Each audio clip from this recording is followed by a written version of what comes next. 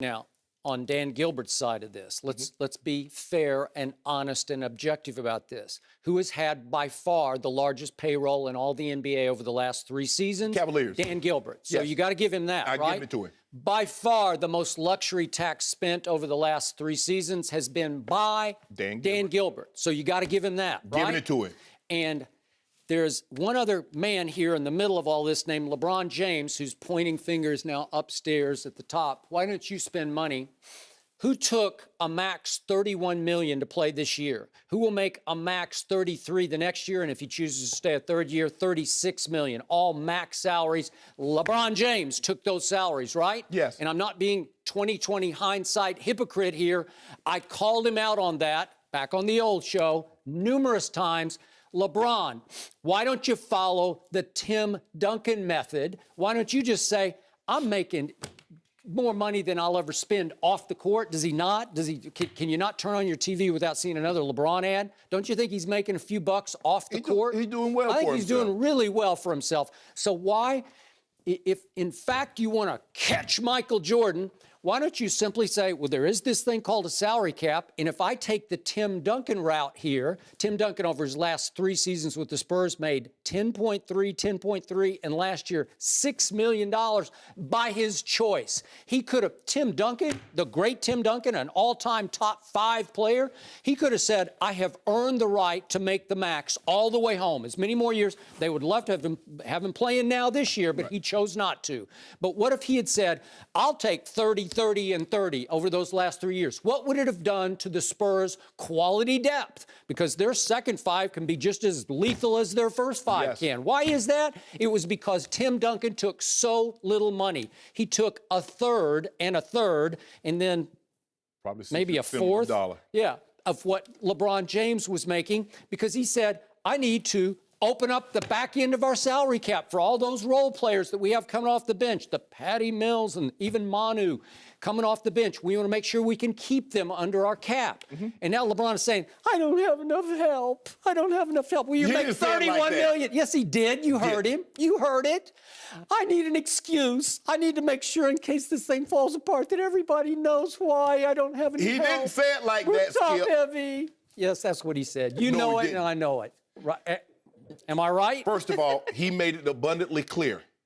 He was never, ever going to take less than max dollars. He did. He said for the longest time he had never been the highest paid player, although he had been the best player. Not only on his own team, because he's always been the best player on his own team, but he was never the highest paid player. Okay, but in Miami, the big 3, Joy can concur with this, I think, they all took less money than they deserved. They all had to sacrifice some to make sure all 3 could fit under the cap starting in 2011? 2011. Yeah.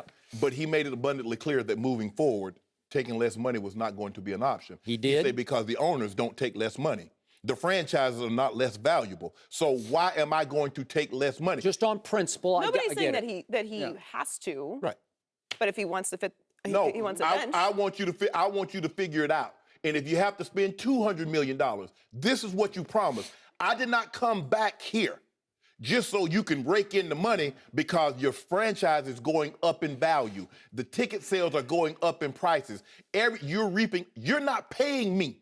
The $500 million that your franchise has increased, you paid me $32 million. Okay, I got it. But again, the cap is the cap, and he can't fix that unless they change the rules. Go over the cap. Ron is saying go over the cap. He is, and they have been going over the cap. Well, keep going. Okay, keep going.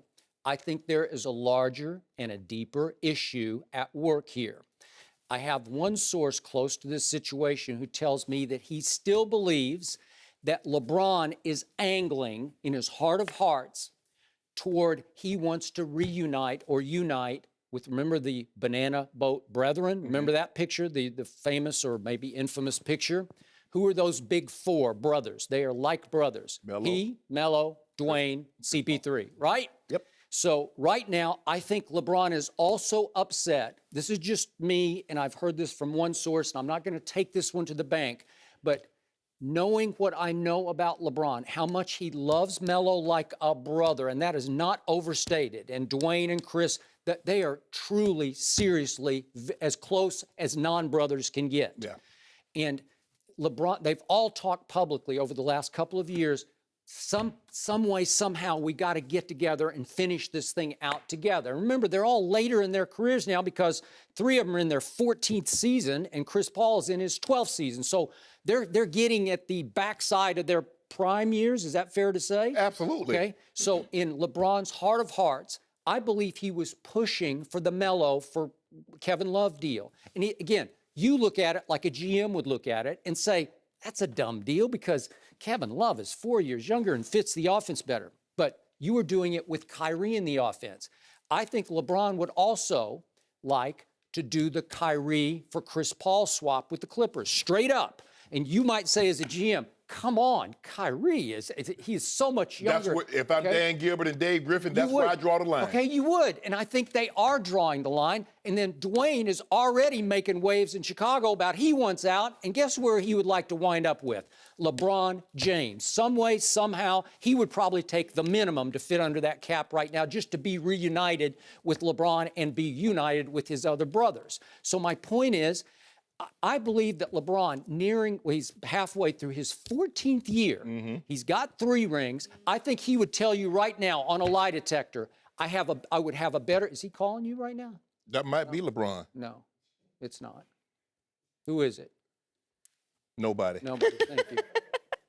So LeBron would tell you right now, heart of hearts, lie detector, that he would have a better chance of winning the next 2 NBA championships against Kevin Durant's Golden State Warriors if he had Melo on one wing, him on the other wing, and CP3 running the show with Dwayne coming off the bench and help. I promise you he would tell you we would have a better chance against Durant and Steph and Clay and Draymond. And I'm telling him, no chance whatsoever. Okay, now he might be speaking with his heart, but it would speak very strongly. And this you could take to the bank, that he has made that clear to David Griffin and then above to Dan Gilbert.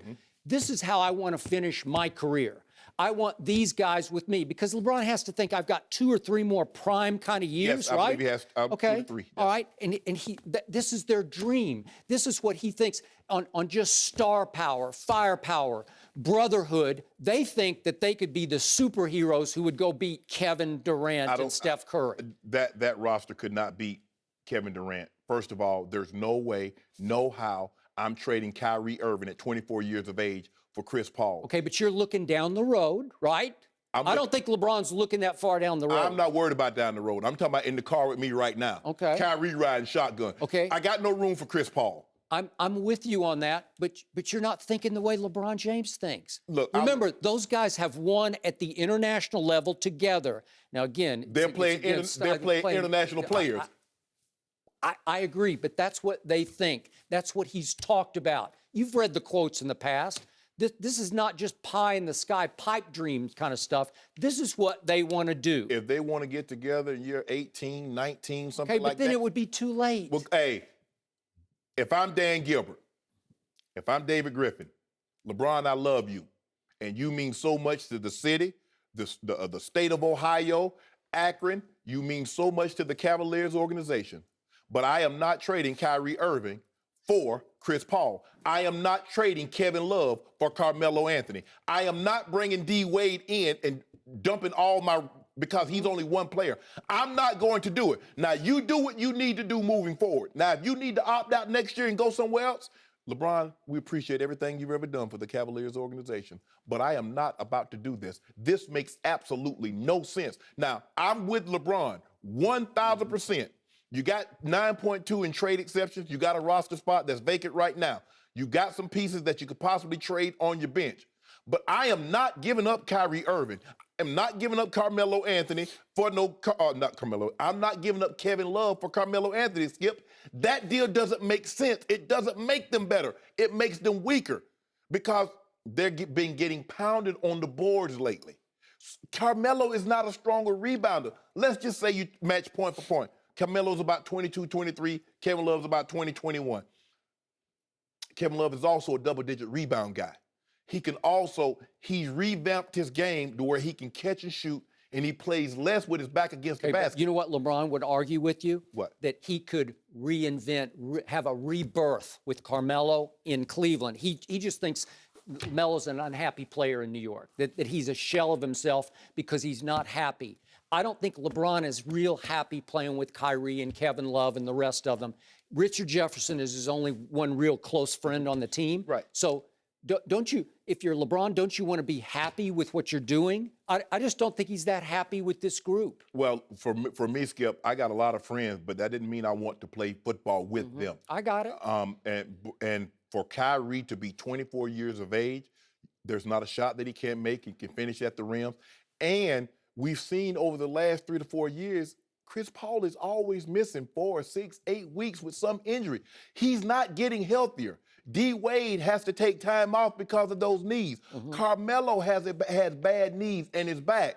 I'm not bringing, listen, this ain't no assisted living facility that we're running in Cleveland. So if you think you've got to bring all these old, decrepit basketball players and think about what they used to do and bring them up in here, that's not going to happen, LeBron. How old and decrepit did CP3 look earlier this year when on a Thursday night they went to Cleveland? And what did they do? He looked pretty spry to me. But what do we know, Skip? Every year he's missing 6 to 8 weeks because of an injury.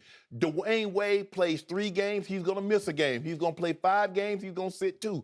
Carmelo Anthony, his knee, knee tendonitis or his back. Skip, I'm not about to have it. Okay, but here's what you're missing. I don't think LeBron wants to play more than 2 more years in Cleveland, Ohio, just because of Dan Gilbert. He's gonna serve it out, try to max it out. He would like to max it out with his banana boat brethren, but after it's over, however it ends, in 2 more years, he has an opt-out. It's his choice, right? Yes. Then I believe he finishes his career, I don't know, maybe in L.A. He's got a house in, Brentwood, I think it is, right here in L.A., and finish it out as the Lakers start to, continue to rebuild. Maybe he says, that's where I end it. Maybe he goes to New York and ends it there, depending on the state of the 2 teams on the coast or the other coast. So I think this is, he's frustrated because he wants to max out his chances in Cleveland right now at the end of his prime. And then wherever his swan song is will be elsewhere, not in Cleveland, Ohio.